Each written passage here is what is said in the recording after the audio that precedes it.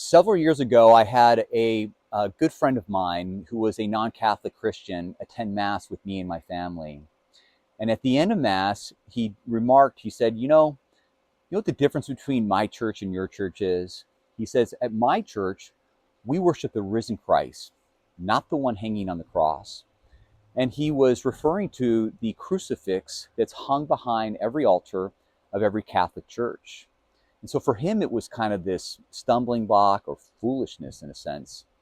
But he also kind of strawmanned the Catholic faith, and that we just don't worship the crucified Christ, we just worship Jesus. But my friend was right, and that at the Mass, we are proclaiming the death of our Lord. And we do that because this is what the Bible describes Christians doing in the first century. And we'll look at a couple of passages by St. Paul in 1 Corinthians to help illustrate this. Let's take a look. In 1 Corinthians 1, 18 through 23, Paul writes, "For the preaching of the cross is to them that perish foolishness, but unto us which are saved it is the power of God. We preach Christ crucified, a stumbling block to the Jews and foolishness to Gentiles." Notice here that St. Paul is not suggesting that they do something, but rather is describing what Christians are already doing, including himself. He says, we preach Christ crucified. It's something that Christians do. He says a similar thing in 1 Corinthians 2:2.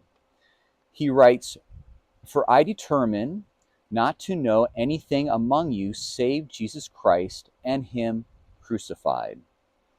At every Mass, the priest quotes St. Paul.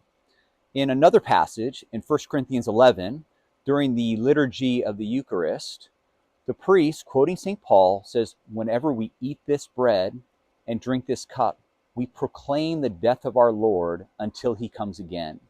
So yes, at every Mass, the Catholics proclaim the death of our Lord because this is what the Bible describes Christians doing whenever they eat this bread and drink this cup. Elsewhere in John 15:13, Jesus tells us that there is no greater love than a man laying down his life for his friends. And this is exactly what Jesus did. He laid down his life for us. It's this great act of love. And at every single Mass, we are proclaiming this. And we do this in our theology and the art that's displayed in our churches. I hope you enjoyed this video, and I hope you watch others. Thank you so much.